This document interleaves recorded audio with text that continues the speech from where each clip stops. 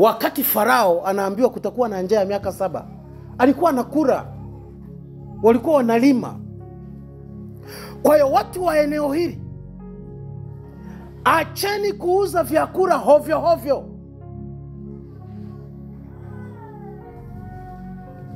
Bwana Yesu asifiwe. 2, mtafuteni Mungu kwa shauku na uchungu. Usimtafute Yesu kwa sababu ni desturi ya kujitengenezea vipindi vya maombi.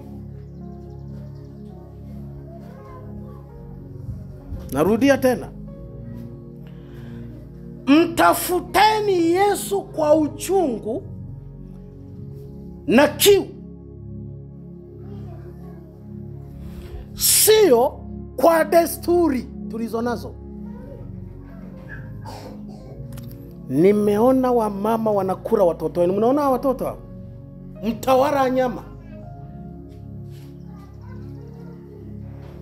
Hata yasipotimia maneno ambayo tunayahubiri, basi watainuliwa wengine watakao yahubiri ili litimie hilo neno, kama watu hawatatii.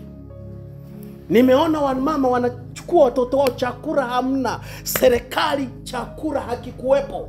Serikali imesisitizwa kutunza chakula kwa sababu ya neno na kuonekana, kwa sababu pengine muonekano wa watu walivyo, watu wao pengine hawapewi nafasi. Si mimi tu, kuna wengine wanaosema lakini hawapewi nafasi. Sasa nikaona magara yote hayakuwa na chakula. Serikali ikaanza kutafuta chakula kwenye mataifa mengine. Ndipo nikaona vyakula vilivyokuwa vinaletwa kutoka nje vilikuwa vimeingiziwa wadudu. Mabinti na wanaume wote wakageukiana kama mashoga. Simekataa kumtafuta Mungu. Kwa hiyo Mungu anawatafuta ninyi ili mumtafute.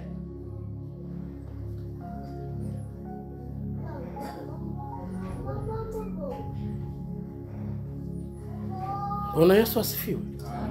Haleluya. Sasa tunaombaje? Tunaombaje? Kwa sababu kama ni kuomba, si tunaomba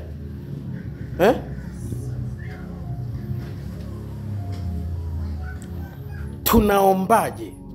Kwa sababu hilo ndo swali lililoko kwenye mioyo ya watu. Tunaombaje? Angalia, kabla haujaomba,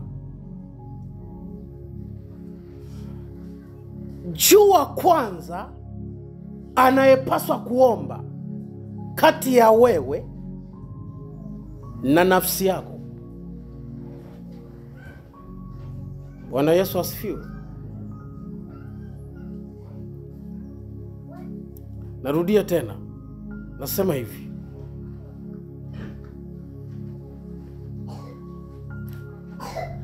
Kabla.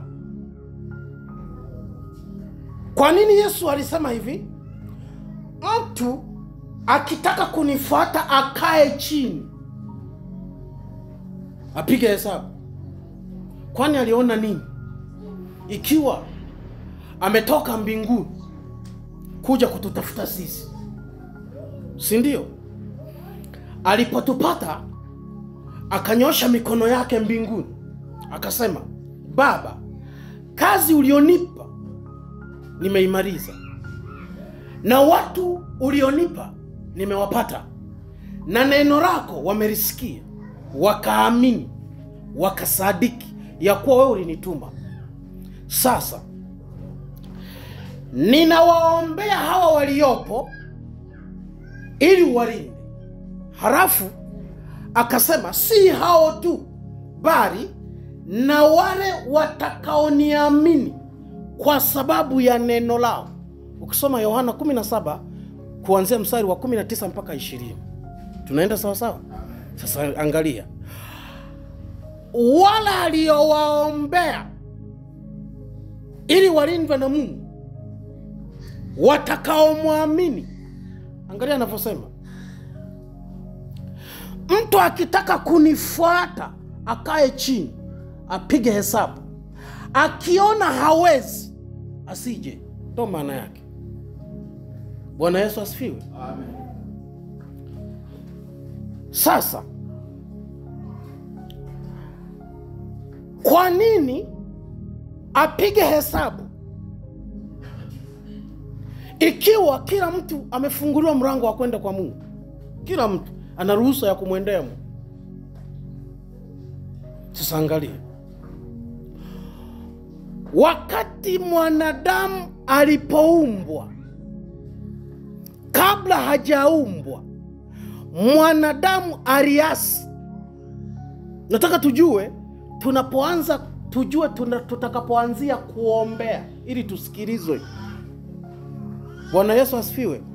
Ili mfungo huu ambao mnataka kuuingia wa siku 3 uwe na majawabu juu ya kanisa lake Tanzania na duniani, uwe na ufunguo kuifungua nchi Tanzania na mataifa yote. Kwa sababu Mungu hatafuti wingi wa watu walioko juu ya nchi, anatafuta mtu aliyejizatiti kumtafuta kwa roho na kweli. Kwa hiyo haijalishi ni mjini, haijalishi ni nje ya mji. Kwa hiyo anaweza akapendezwa na nyinyi kwa mfungo wenu na makusanyiko yenu. Namna mtakavyomuomba ndivyo atakavyoamua kuirehemu nchi.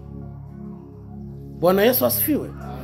Esta peke yake aliingia kwenye maombi. Waisraeli waliingia kwenye maombi ya siku 3. Hawakusikilizwa maombi yao. Esta alipoingia kwenye maombi akasikilizwa, akaponya taifa zima. Bwana Yesu asifiwe. Sasa wakati huu, yamkini mjini wakubwa wamechoka, kwa sababu kama watu wa Mungu tungekuwa hivi, tunakusanyika hivi, pengine sasa hivi hii kila siku Mungu kumsikia kwenye vinywa vya watumishi anasema nao kwamba kuna hali mbaya, nchi itapigwa, dunia itapigwa, kusingesikika. Maana yake kila siku Mungu anajifunua kwa watumishi na kusema, maana yake bado hali ni mbaya. Bwana Yesu asifiwe. Amen. Sasa kabla mwanadamu hajaumbwa, aliasi kabla hajaumbwa, na kilichoasi ni nafsi yake. Ngoja nirudie. Nimesema hivi, huu mfungo Mungu anautafuta wakati huu, anatafuta mtu juu ya nchi. Anatafuta mtu atakayesimama mbele zake kwa ajili ya nchi. Tunaenda sawa sawa? Na kwa ajili ya kanisa. Anatafuta mtu. Nikatafuta mtu miongoni mwao. Wapi? Kwenye kusanyiko kama hili. Yeye alipokuja akaja kwenye kusanyiko, akatafuta mtu kwenye hilo kusanyiko ili aiponye nchi. Hafu anasema hivi, sikuona mtu, basi nitaiadhibu nchi. Sasa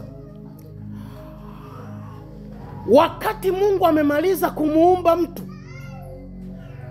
Biblia inasema hivi, Mwanzo sura ya 2. Hebu tuisome ili twende na maandiko, sababu twende na uhakikisho. Mwanzo sura ya 2 mstari wa 7. Biblia inasema, Bwana Mungu akamfanya mtu kwa mavumbi ya ardhi, akampulizia puani pumzi ya uhai, mtu akawa nafsi hai. Haleluya. Akampulizia pumzi akawa nafsi hai. Hafu angalia Luka 9. Luka 9:23. Luka 9:23 inasema hivi,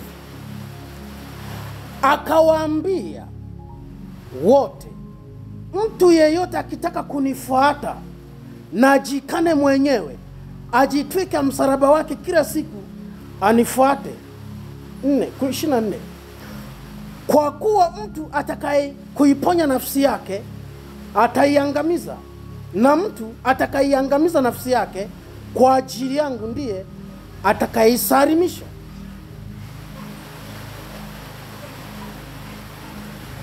Kwa nini Mungu alipompulizia mtu nafsi akaanza kupumua na kutembea kama hivi tunavyotembea, halafu akawekwa ndani ya Eden? Sasa check, alipotoka ndani ya Eden ili ampate Yesu, akaambiwa hivi, ni mpaka aiangamize nafsi yake kwanza. Bwana Yesu asifiwe. Ninachokuonyesha hapa ni nani huwa anaomba kabla hujaenda kuomba, kwa sababu nilitoa maeneo haya matatu sisi tunavyomuomba Mungu. Moja, tunamuomba kwa hofu. Biblia inasemaje? Wenye hofu wote hawakufanyaje? Hawakukamilishwa. Wenye hofu wote hawakukamilishwa. Halafu Waebrania inasema hivi, Waebrania 12 inasema hivi, kwa kuwa tunao ujasiri wa kupaingia patakatifu, tuwe na imani kwa Mungu kuwa kile tukiombacho twakipokea. Bwana Yesu asifiwe. Sasa unisikilize vizuri. Angalia unavyosikia jumbe kutoka kwa Mungu, halafu angalia unavyozipokea kumwendea Mungu kuhusu hizo jumbe. Mimi sijui kama mnaelewa. Mimi sina injili nyingine tofauti na hii. Hii ndiyo mimi nilipewa.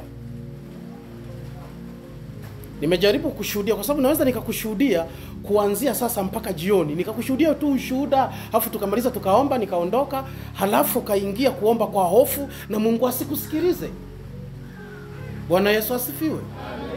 Mungu anachotafuta ushuhuda, sio ujumbe. Ushuhuda ni taarifa. Kwa hiyo ili watu waje wasikie, Mungu anataka watu wafanye nini? Bwana Yesu asifiwe. Sasa wengi, nakumbuka niliwahi kuendaga kanisa moja, nikashuhudia, halafu nikatoa kile ambacho Roho alikuwa anakileta ndani yangu ili watu wasikie. Wakakataa. Mchungaji akanifuata akaniambia hivi, unajua mtumishi, sisi haya masomo sisi huwa tunayo tu kila siku. Kwa sisi tunataka ushuhuda.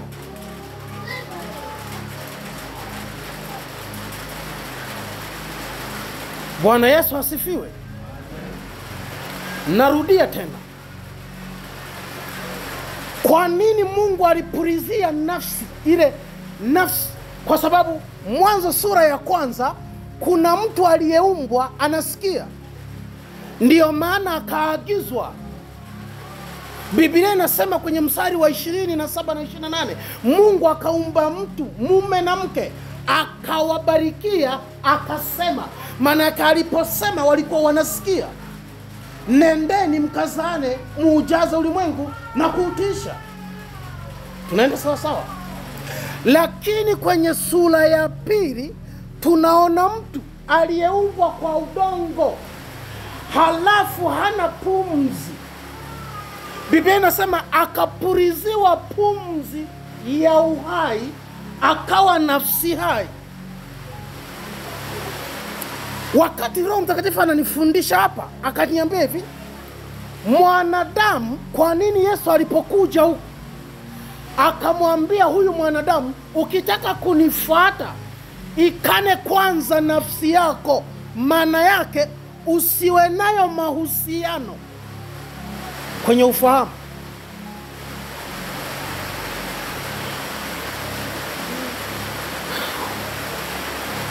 Bwana Yesu asifiwe. Haleluya.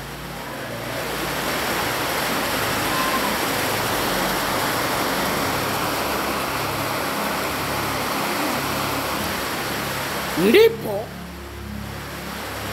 nilipoletewa wakati watu wanaenda kuomba,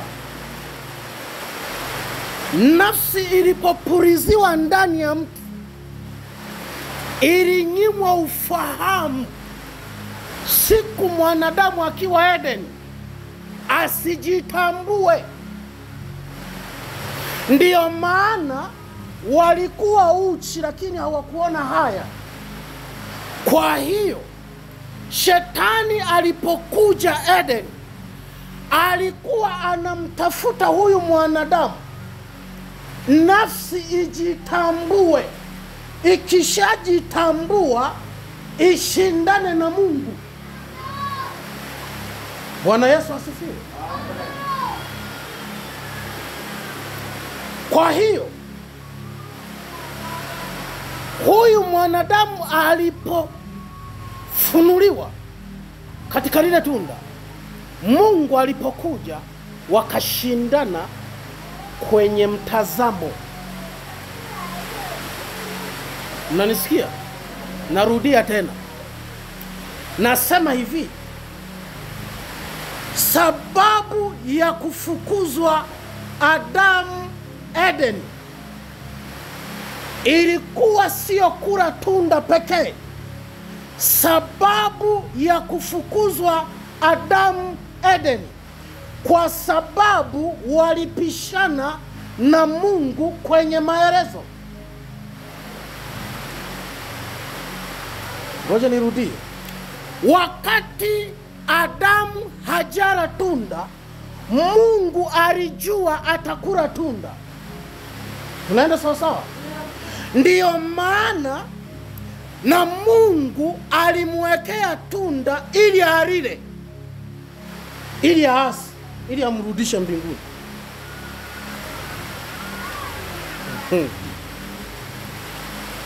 Ngoja nirudie. Mimi nakupa Roho wa Mungu au Kristo Yesu anatupa namna tutakavyoomba tusikiwe.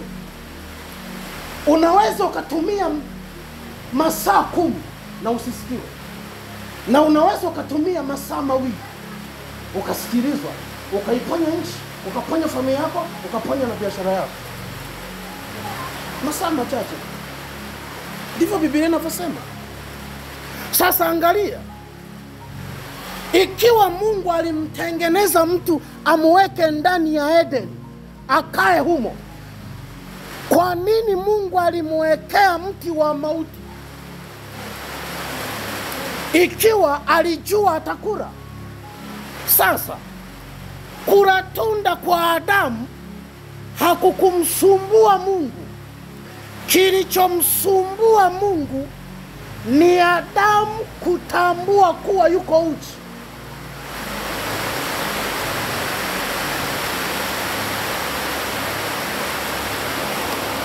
Bwana Yesu asifiwe sana.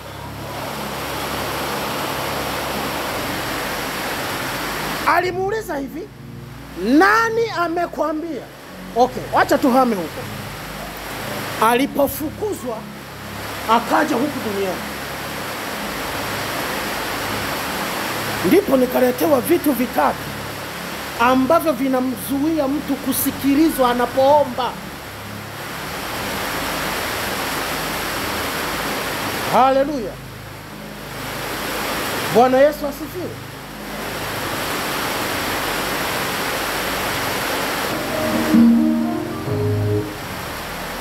Bwana Yesu asifiwe. Haleluya. Ndipo Nilipoleta watu watatu, mambo matatu yanayomzuia mtu kusikilizwa anapoenda kuomba.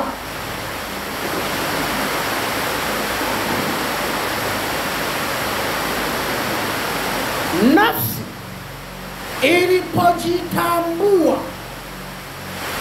ikaudhibiti mwili kumsikiliza roho,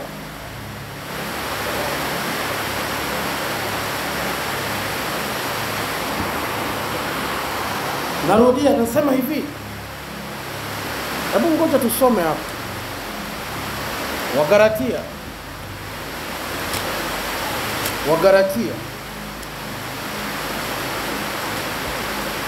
Wagalatia najaribu tu kukupa hiki kipande,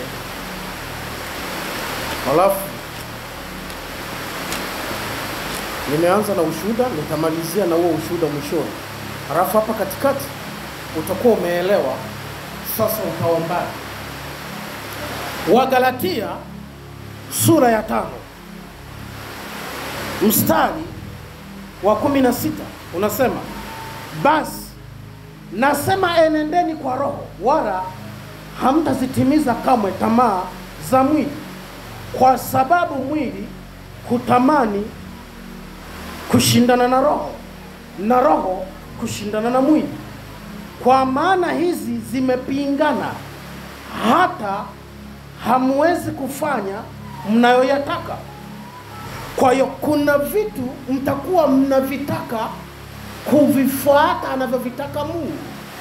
Unakuwa unataka kabisa, ukishafika mbele za Mungu unakuta mwili umepingana na roho kabla haujaenda kwa Mungu. Bwana Yesu asifiwe. Sasa nafsi imeshikamana na mwili. Nafsi ndio maana huyu mtu alipoumbwa katika mwili hakuwa hai mpaka alipopuliziwa pumzi akawa nafsi hai. Tunaenda sawa sawa? Nafsi kazi yake ni kuamrisha mwili kuvipata vitu ambavyo haina uharamu nacho. Ngoja nirudie. Nasema hivi, shetani anapotaka kumpiga mtu hampigi roho, anampiga mwili. Ndiyo maana kama ni mchungaji anakemea pepo, halikemei pepo litoke rohoni mwa mtu, analikemea pepo liachie mwili wa mtu. Tunaenda sawa sawa? Sasa ile nafsi ilipojitambua, shetani akaiwinda nafsi ili auteke mwili wa mwanadamu, ili huo mwili usiitii roho ya Mungu.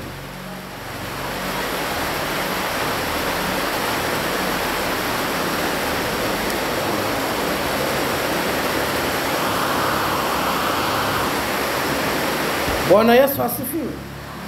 Haleluya. Sasa Biblia inasema hivi, mwanadamu anapofikiri au anapowaza na Mungu anapowaza.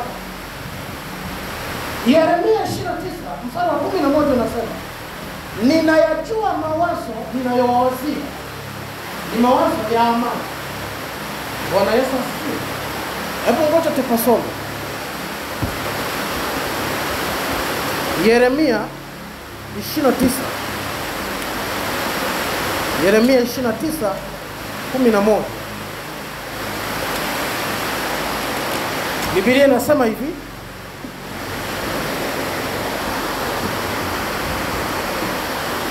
maana nayajua mawazo ninayowawazia ninyi, asema Bwana, ni mawazo ya amani, wala si ya mabaya, kuwapa ninyi tumaini siku zenu za mwisho. Tunaenda sawa sawa? Halafu 12, nanyi mtaniita, mtakwenda na kuomba na kuniomba, nami nitawasikiliza. Nanyi mtanitafuta na kuniona, mtakaponitafuta kwa moyo wenu wote, nami nitaonekana kwenu, asema Bwana. Nami nitawarudisha watu wenu waliofungwa, nami nitawakusanya ninyi,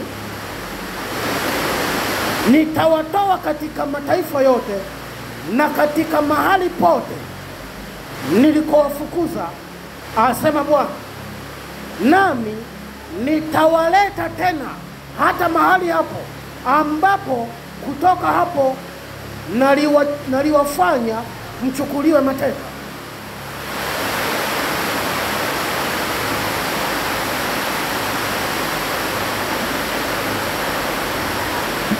Bwana Yesu asifiwe. Haleluya. Sasa angalia, kama Mungu anatuwazia mema, swali ni hili: kwa nini mabaya yanataka kutupata? Kwa sababu Biblia inasema ninawawazia mawazo mema na wala si mabaya. Okay. Kama ni mabaya ambayo yanatangazwa juu ya taifa na dunia, yametoka wapi na kitu gani yamekifanya yatokee? Sasa wale walioambiwa tutamtafuta yeye na kumuomba ataonekana. Sasa wale wanaoenda kuomba, wanapoenda kuomba, wamesukumwa na nini kutoka kwenye wazoizi?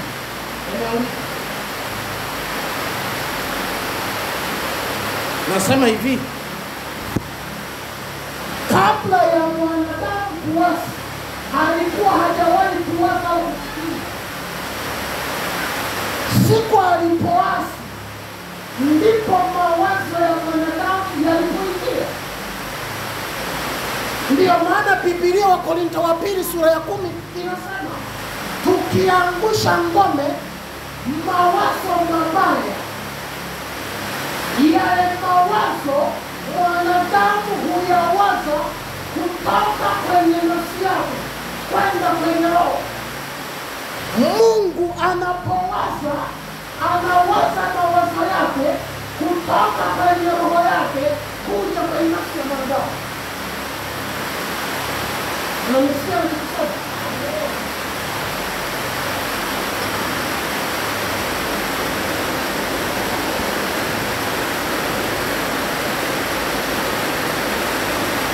Sijui mvua kama unatuongelea usiku. Kama unasikia vizuri kwa? Sasa utakapofikia maombi, utakapofikia kuomba, kitu gani ambacho kinakunyanyua kwenda kuomba? Unapoomba ili iwe nini? Unapoomba, unaomba kutoka kwenye nini?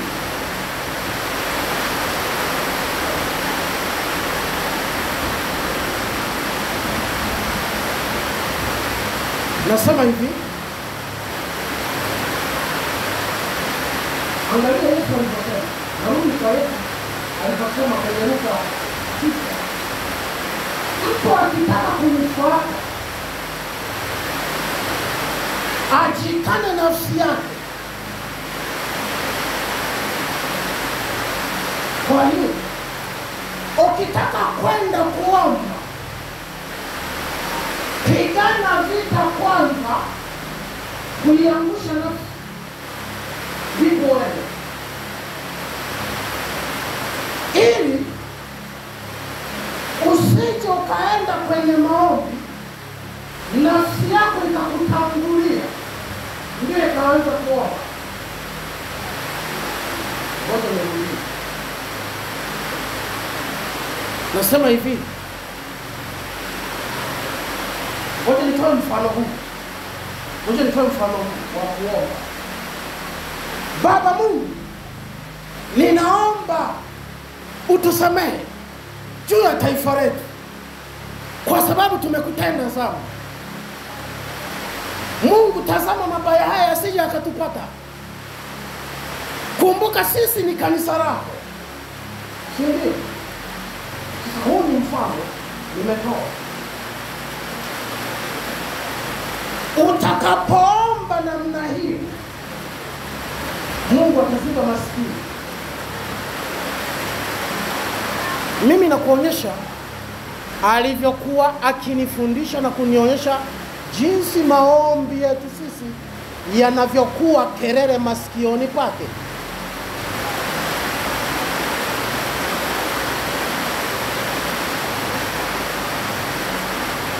Bwana Yesu asifiwe.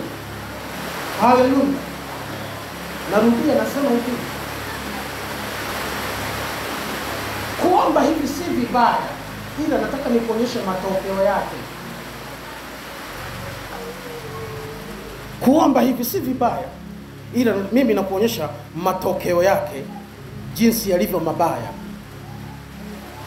Nimesema hivi, ukiomba, Baba Mungu, tunaomba utusamehe, uturehemu, tumekutenda sana, mabaya haya tunaoyaona yasije yakatupata. Baba, katika jina la Yesu tunakuriria. Sasa je, anapokuwa anasikiliza, anakuwa anatafuta kitu gani kinaomba kutoka ndani ya watu wawili, mtu roho na mtu mwili. Kwa nini? Kwa sababu siku nafsi ilipopata ufahamu wa kujitambua, haikumsikiliza Mungu, wala hiyo nafsi Mungu hakuisikiliza. Kilichotokea, pamoja na maelezo ya Adamu kwenye uhitaji wake ili aivike nafsi yake kuitosheleza, akafukuzwa. Haleluya. Nasema hivi,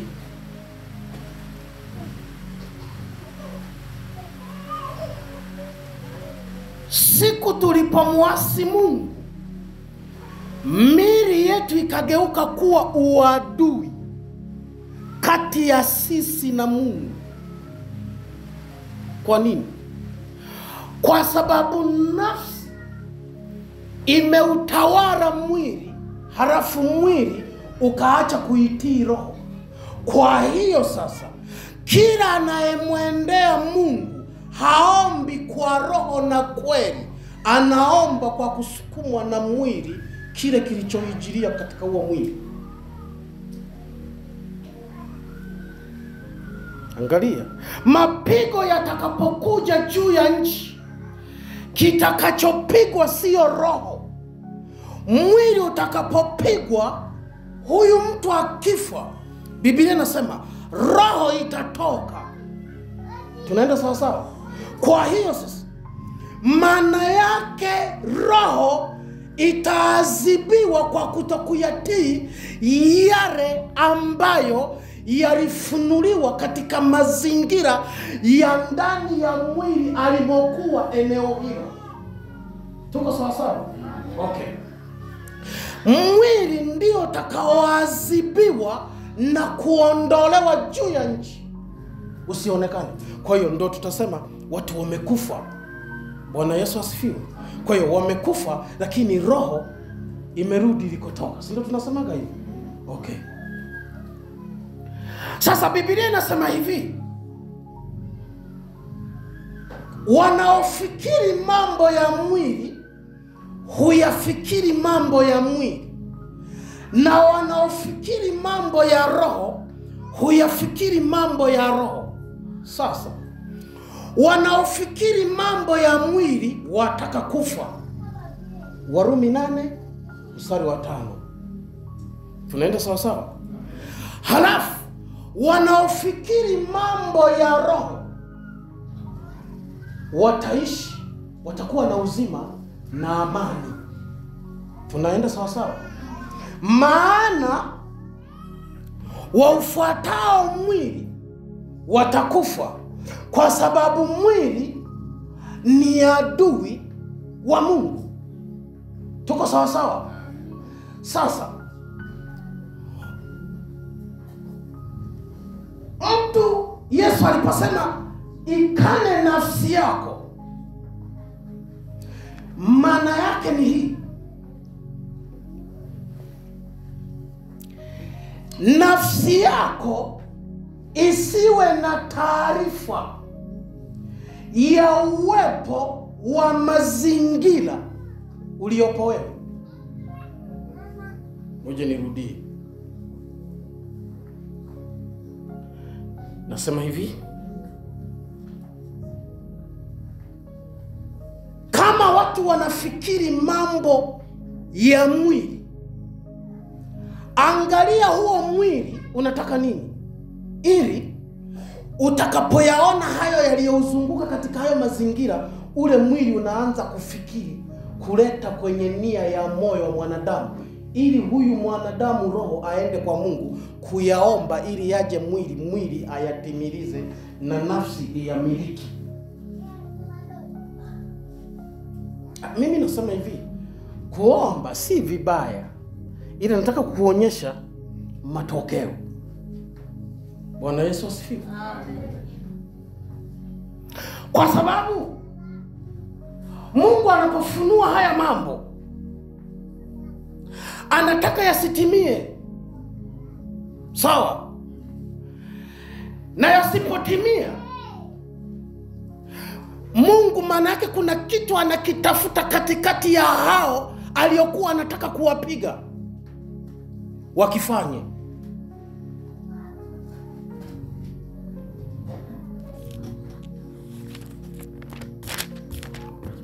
Sasa ili unielewe, ngoja tusome hapa. Yeremia 17. Yeremia 17. Yeremia 17. Yeremia 17. Ule mstari wa 3 unasema hivi. Yeremia 17 mstari wa 3. Mlima wangu wa uwandani. Si unaelewa maana ya mlima? Mungu anaposema mlima wangu, si unaelewa maana yake? Maana yake kanisa linafananishwa na mlima, si ndio? Okay. Anaposema mlima wangu wa uwandani, maana yake uwanda ni eneo, mazingira. Sasa tutumie hivi, kanisa la ulimwenguni. Sasa anasema mlima wangu wa uwandani, nitatoa mali zako na hazina zako zote ziwe nyara, manake zitakuwa mateka, na mahali pako palipoinuka kwa sababu ya dhambi katika mipaka yako yote. Mstari wa 4. Nawe wewe nafsi yako utaachana na urithi wako niliyokupa, nami nitakulazimisha kuwatumikia adui zako katika nchi usiyoijua, maana umewasha moto katika hasira yangu utakaowaka milele. Sasa unisikilize. Hapa kuna watu wawili wamesikizishwa. Kuna mlima wake ameambiwa, halafu kuna nafsi nayo imeambiwa.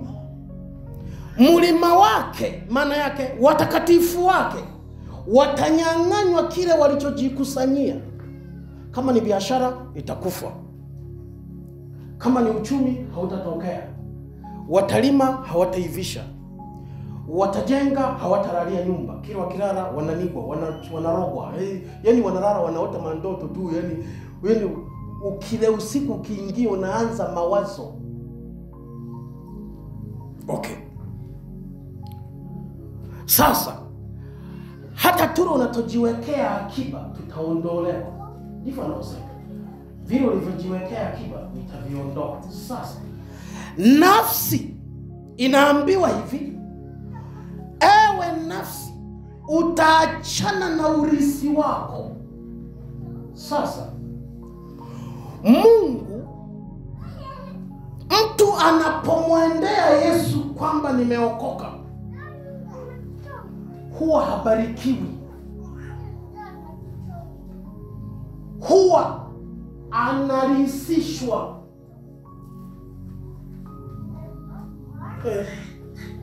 Biblia inasema hivi, sisi ni warisi pamoja na nani? Okay. Halafu wa Efeso sura ya 1 mstari wa 4 inasema hivi, ule mstari wa 5, maana alitubarikia baraka za rohoni kabla ya kuwekwa msingi ya ulimwengu. Kwa hiyo wewe ukisha kuja kwa Kristo, unapokuja unasalimisha mwenendo wako na tabia zako na maisha uliyokuwa unayaishi nitumie lugha gani? Ya kudangadanga. Kama ni lugha nzuri. Si wadangaji mnawaelewa Leo yuko hapa, leo yuko hapa, leo yuko hapa, atosheleki. Sasa mtu anapookoka, anapokuja, anapompata Kristo, Kristo anamrithisha. Kwa hiyo aliposema iangamize nafsi yako, maana yake nafsi yako isikutaabishe kutafuta mia. Inyamaze ili mwili ni utumie mimi nikurithishe vya mbinguni. Bwana Yesu asifiwe.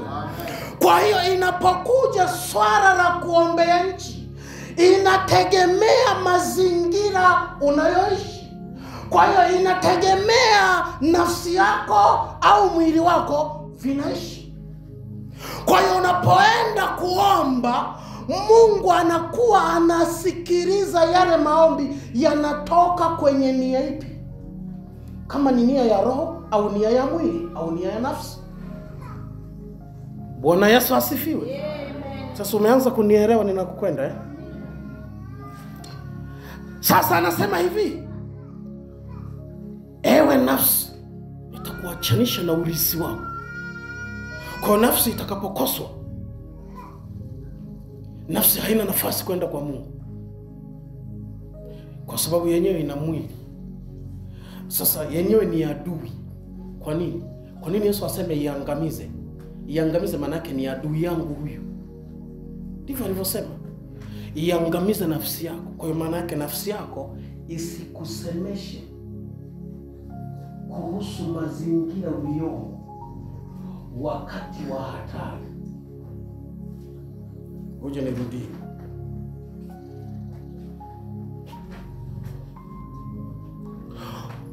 Unapoingia kuombea nchi, Mungu anaangalia nia yako baada ya kuponywa nchi iwe nini. Unanielewa? Si swala la kuombea nchi. Nia ya Mungu ni nini? Nchi kuwa salama.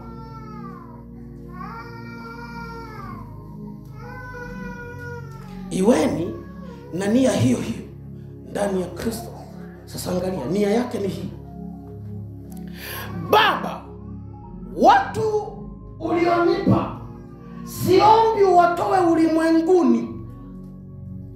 Nia yake ya kwanza. Ya pili, nataka wawe na mimi popote nitakapokuwa ulimwenguni katika roho, ili wapate kuuona utukufu wangu, ili ulimwengu usadiki kuwa ulinituma.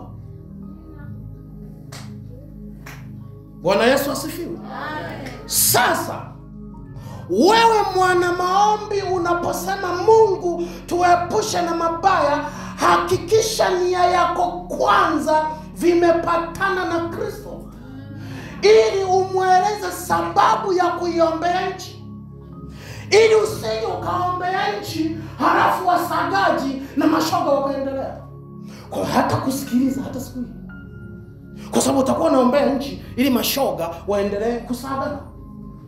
Kwa hiyo unataka aiponye nchi ili wewe kwenye eneo lako la muda mdogo usalimike, halafu yeye anakuwa anaangalia uovu kwa mapana jinsi unavyoichafua nchi. Kwa hiyo unapoomba namna hiyo, anatafuta maombi yako yanatoka kwenye nia ipi. Kama ni kwenye nia ya nafsi, anaiangalia sababu ya nafsi, kwa nini inalia kwa ajili ya mazingira yaliyopo yasiharibiwe. Anauona mwili jinsi ulivyopingana na roho, ili roho isipate nafasi watu wakamjua Mungu. Kwa hiyo anapoona, anaiwekea uadui ule mwili. Kwa hiyo ukimaliza kuomba unafikiri umesikiwa, kumbe ukitoka kwenye maombi unakuwa huko njiani, wewe ni adui wa Mungu.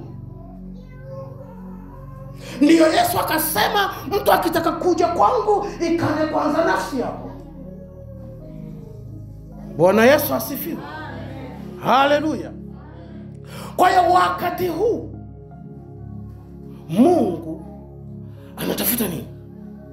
Wakati huu anatafuta nini? Angalia anachotafuta ni hiki hapa. Fungua hapa Habakuki, nikuonyeshe Habakuki.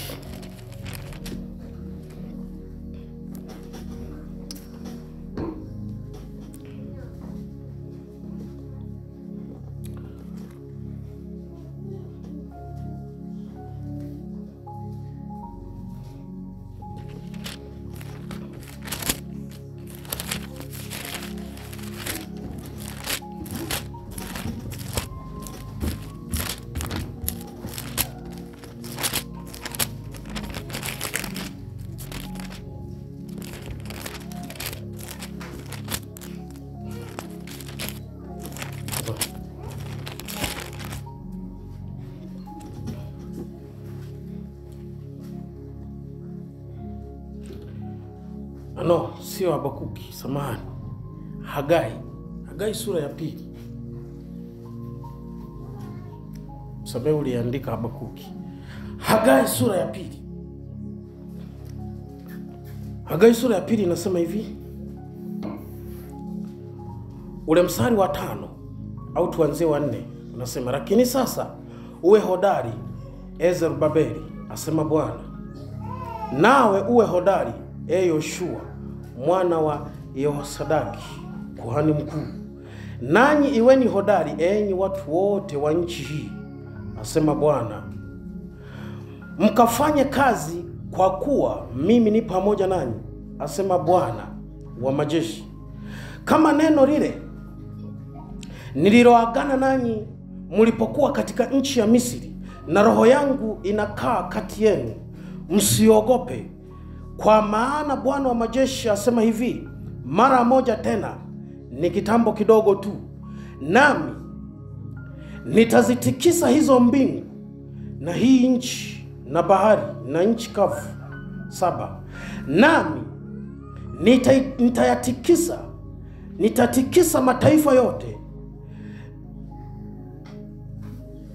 na vitu vinavyotamaniwa na mataifa yote vitakuja, nami nitaijaza nyumba hii utukufu, asema Bwana wa majeshi. Fedha ni mali yangu na dhahabu ni mali yangu, asema Bwana wa majeshi. 9. Utukufu wa mwisho wa nyumba hii utakuwa mkuu kuliko wa kwanza. Hicho ndo anakitafuta kwa wakati huu. Wakati huu anazitaka nchi duniani ziingie kwenye utukufu wake. Bwana Yesu asifiwe. Sasa wakati huu anatafuta wana maombi watakaoomba nchi isiadhibiwe, ili utukufu wake wa mwisho uwe mkuu, watu wamtii. Hatafuti wana maombi wanaomba kwa kuogopa kuadhibiwa nafsi zao. Kwa nini? Ataziadhibu kwa sababu zimefanya vita na yeye, zimeyatenda zinayoyapata. Angalia, njoo tumalizie hapa. Tusome Warumi sura ya kwanza. Warumi sura ya kwanza. Warumi sura ya kwanza. Ule mstari wa 18 unasema hivi: kwa maana ghadhabu ya Mungu imedhihirishwa kutoka mbinguni juu ya uasi wote na uovu wa wanadamu waipingao kweli kwa uovu, kwa kuwa mambo ya Mungu yanayojulikana yamekuwa dhahiri ndani yao, kwa maana Mungu amewadhihirishia, kwa sababu mambo yake yasiyoonekana tangu kuumbwa kwa ulimwengu yanaonekana na kufahamika kwa kazi zake, yaani uweza wake wa milele na uungu wake, hata wasiwe na uzuru. 21 Kwa sababu walipomjua Mungu hawakumtukuza kama ndiye Mungu wala kumshukuru, bali walipotea katika uzushi wao, na mioyo yao yenye ujinga ikatiwa giza. Wakajinena kuwa wenye hekima, walipumbazika, wakaubadili utukufu wa Mungu asiyekuwa na uharibifu kwa mfano wa sura ya binadamu aliye na uharibifu, na ya ndege, na ya mnyama, na ya vitu vitambaavyo.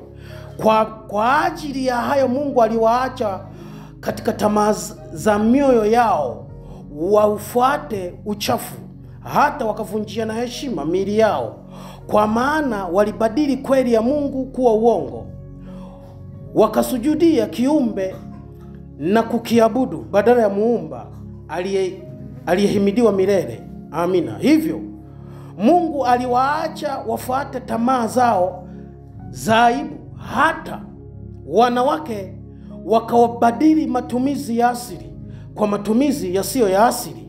Wanaume nao hivyo hivyo waliacha matumizi ya mke ya asili, wakawakiana tamaa wanaume, wakiyatenda yasiyopasa, wakapata nafsini mwao maripo ya upotevu wao yaliyo haki yao. Bwana Yesu asifiwe. Sasa angalia yale yote yaliyokuwa yanatendwa, angalia yalipokuwa yanaelekezwa kwenye nafsi zao.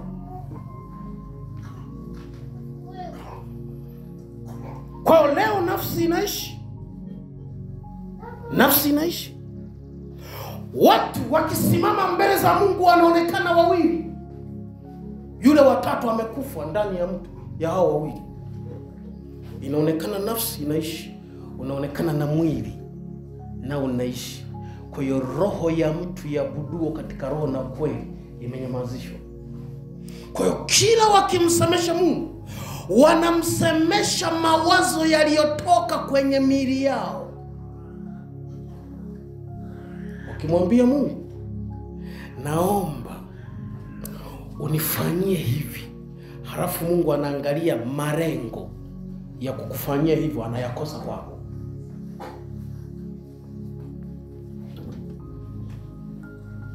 Bwana Yesu asifiwe.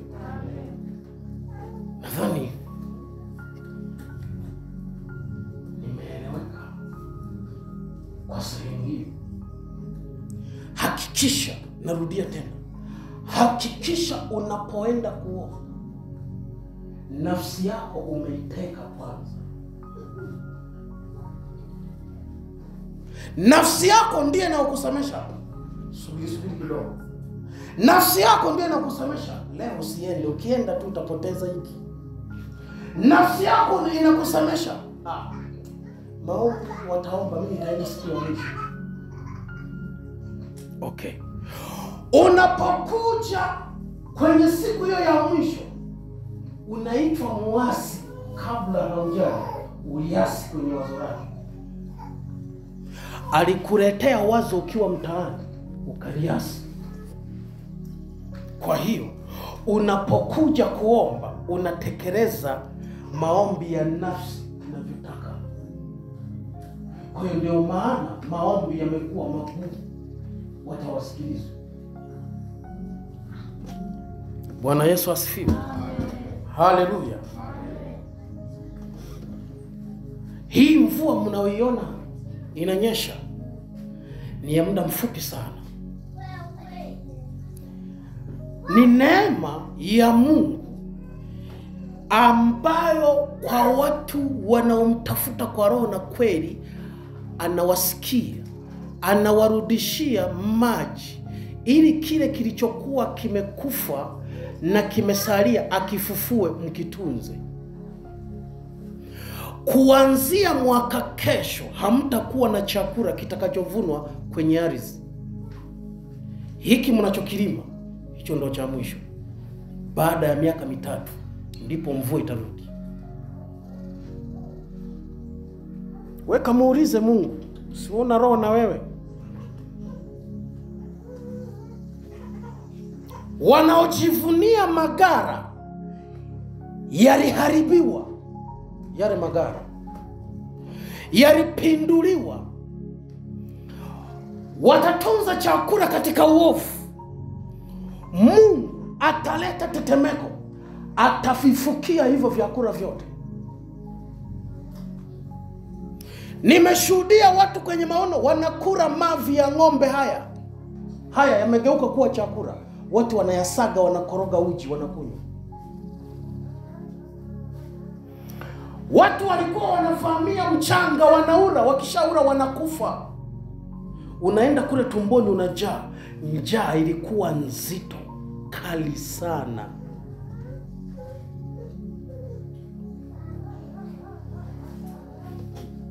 Watoto walianza kupotea. Sasa hivi wanapotea kwa kutegwa. Wataanza kupotea mama amemkamata ili kumtengeneza mboga ili aweze kuishi. Bado neema tunayo wakati huu wa kumtafuta Mungu kwa bidii. Nataka nifanane nawe Yesu, moyo wangu. Simama. Nataka nifanane nawe Yesu, moyo wangu.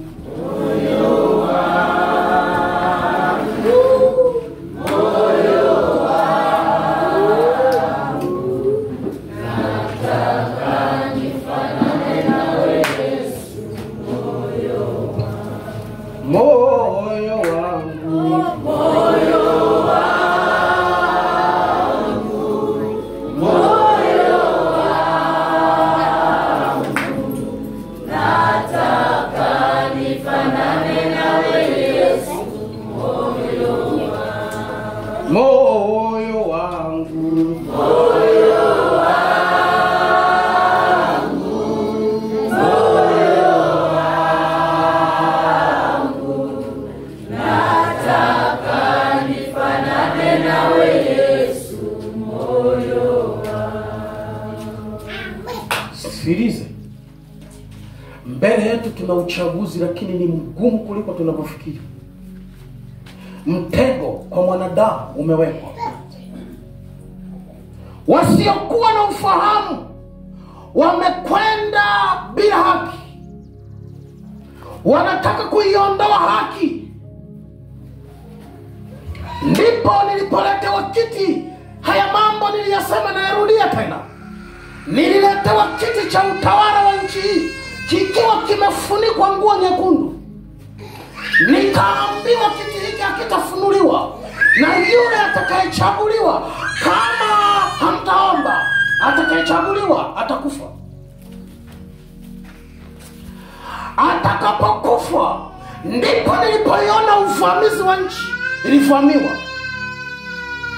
watu kujilipiza kisasi, wakisema kwa kuwa walizani kuwa yule wa kwao aliondolewa kwa mikono ya wanadamu, na wao wamelipiza kisasi, nchi ikaingia pabaya. Ndipo nikaambiwa hivi, nchi hii hamtaikalia miaka 5 kama hamtaomba. Akasema Kanisa ndilo lina mamlaka ya kukifunua hicho kiti ili Bwana atimize mapenzi yake. Tazama, kanisa limenyamaza, linachukulia pepesi na kuchukulia mzigo wa maombi ni kawaida. Mtakwenda wapi sasa nyinyi? Hakuna mpaka utakaowafungulia mpita nyinyi wa Tanzania kama hamtamtafuta Mungu kwa wakati huu. Ninayasema haya wala siogopi. Kwa hiyo unaposema natamani kufanana na wewe, jichunguze moyo wako, umeuacha wapi miaka yote uliabudu mpaka nchi imefika hapa. Nataka kuingia kwenye shida.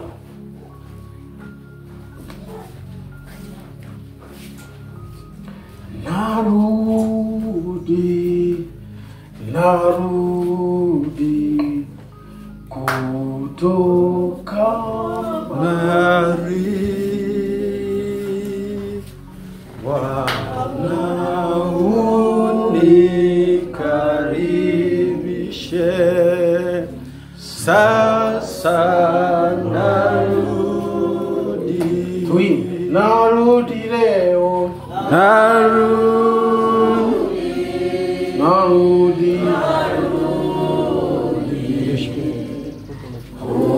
kutoka mbali,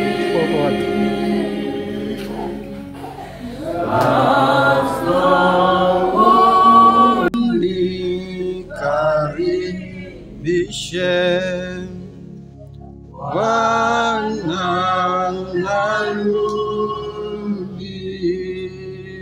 Mungu Baba, katika jina la Yesu Kristo wa Nazareti aliye hai, Mungu, tulikuasi kabla ya kuwekwa misingi ya ulimwengu,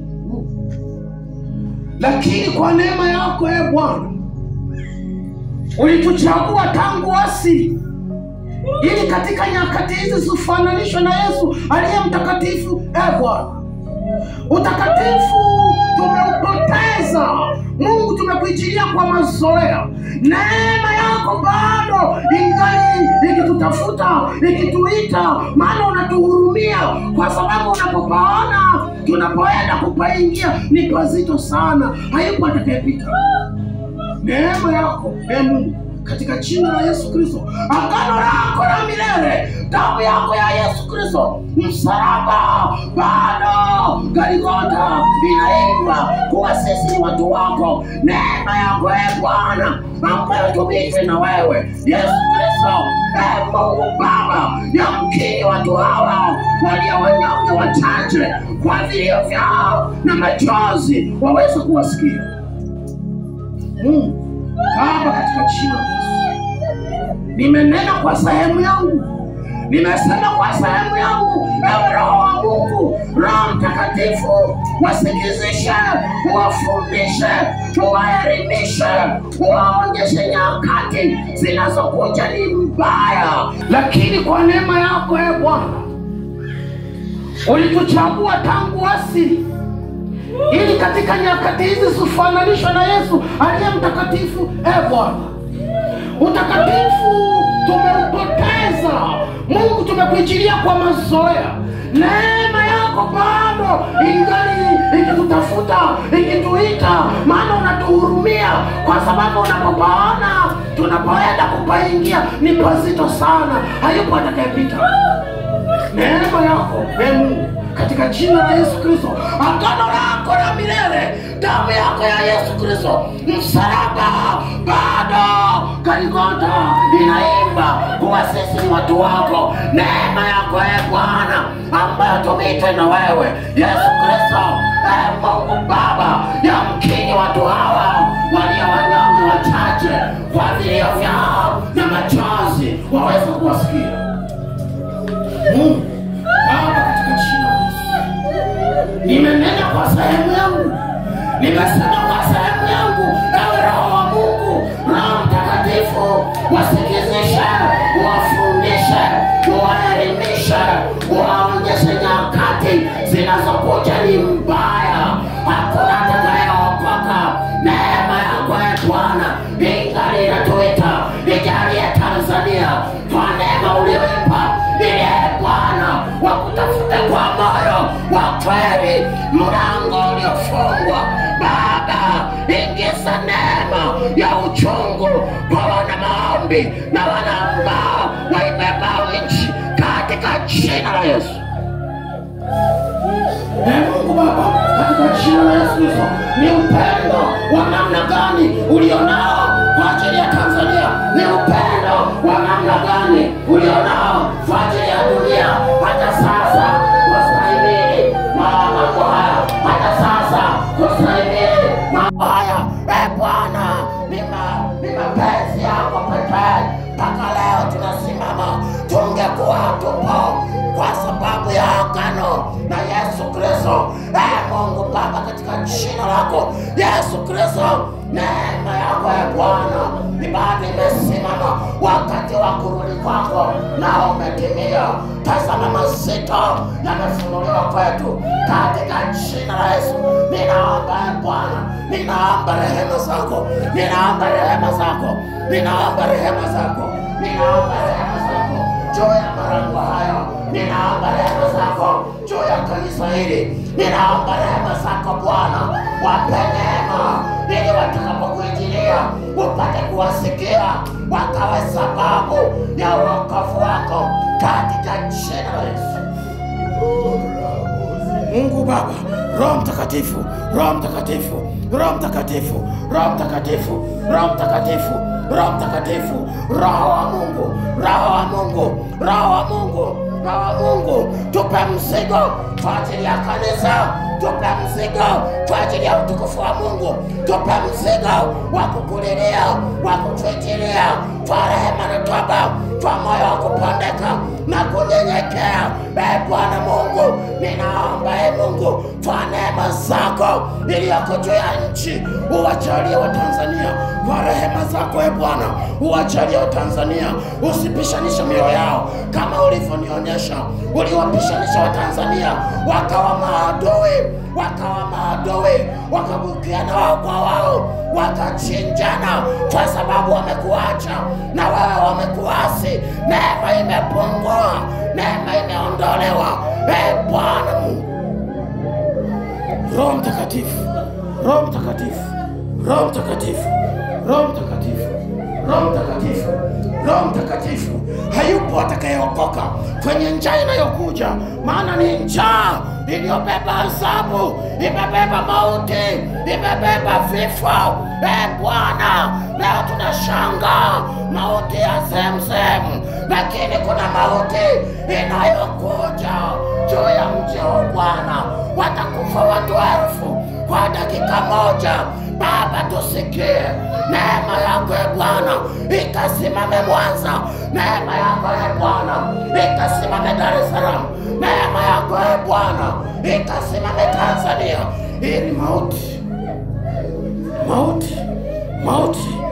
ambayo inachungulia madirishani, mauti inachungulia madirishani, uovu umejaa, kikombe cha ghadhabu ya Mungu kimejaa, ukuta uliokuwa tumesaziwa na umeondolewa, umebaki msingi, vita imeandaliwa.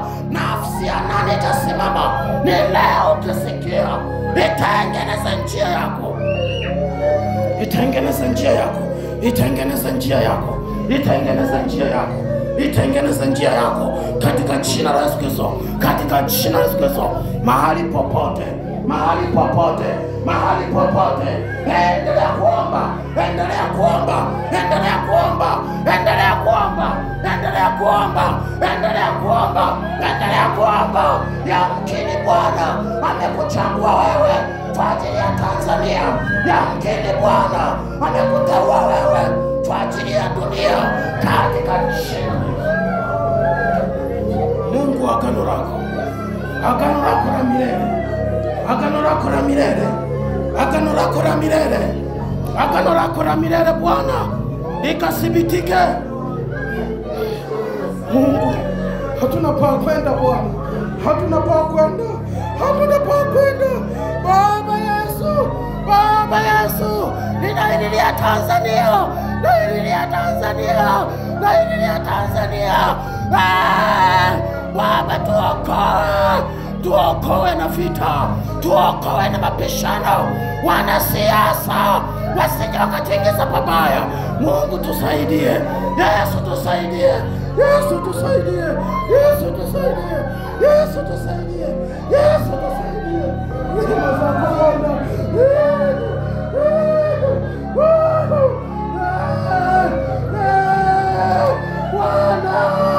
Tazama Watanzania, nitazame Mwanza, Mungu Baba.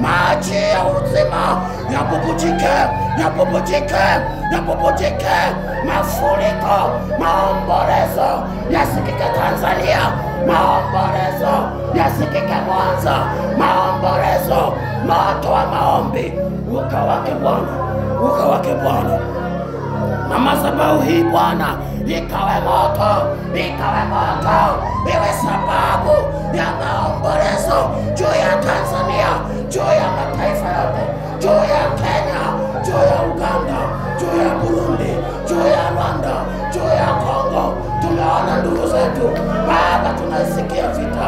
Mungu hakuna ambaye aliwahi kuitamani. Baba, umetupa neema ya kuwa na utulivu, ya kuwa na amani. Mungu, nataka kuiondoa amani yetu Yesu, ili sisi tupigane, tuondolewe katika nchi. Baba, tunaomba kwa sababu ya utukufu, ili kanisa lako ipate kujulikana katika jina la Yesu.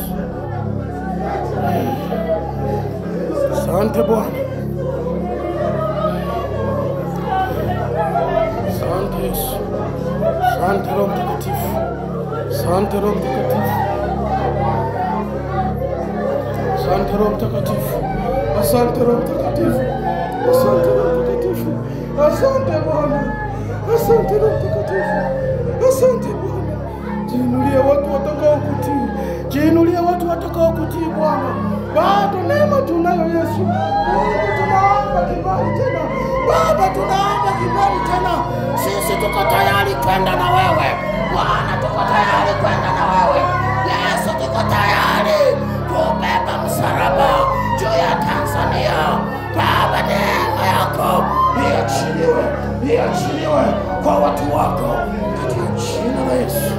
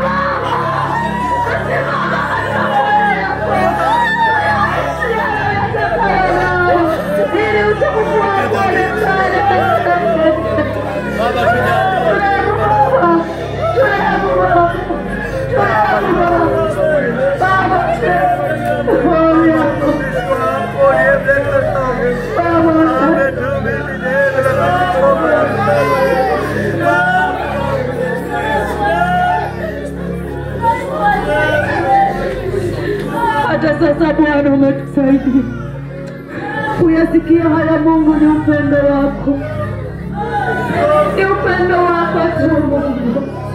Ungeweza kuyafanya bila taarifa, ungeweza kufanya na hakuna mpango ya kuzuia, lakini kwa vile Mungu umetupenda ukaachilia haya masikioni mwetu. Tusaidie Bwana, tusaidie kila mmoja arudi mahali pake. Mfalme, tunakushukuru Baba kwa ajili ya mtumishi wako ambaye ulimpa haya. Yakina alijitoa kwa namna fulani, sisi hatujui, lakini kwa neema yako umesema nasi kupitia Bwana mtumishi wako. Baba, tunaomba utukumbuke Baba, tukumbuke Mungu. Amini walikumbuka ni nawe, amini walikumbuka ni nawe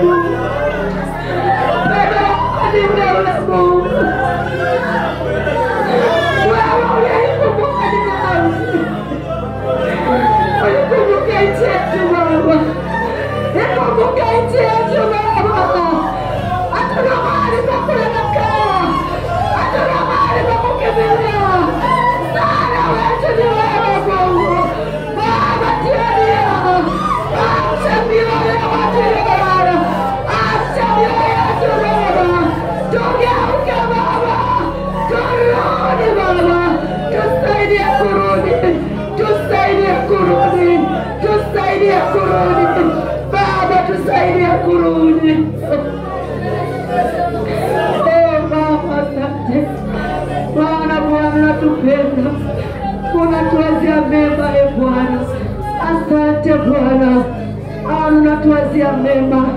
Jina lako Bwana libarikiwe. Jina lako Baba naliinuliwe.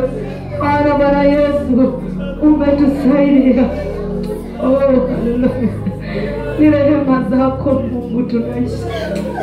Hata sasa tunaishi kwa rehema zako tu. Usingelikuwa hivyo Mungu ungetufuta. Ungetufutilia mbali Mungu. Yamkini hilo tetemeko lingekuja tungezama. Ungeweza kufukiwa na kifusi. Lakini wewe kwa rehema zako Mungu, hata sasa umeleta haya. Tusaidie kurudi. Tuirudie njia yako Mungu. Na utukufu wako onekane kwa taifa hili. Oh, asante. Asante Baba. Asante Mwana. Asante Roho Mtakatifu. Kwa jina la Yesu Kristo tumeomba na kushukuru. Amen.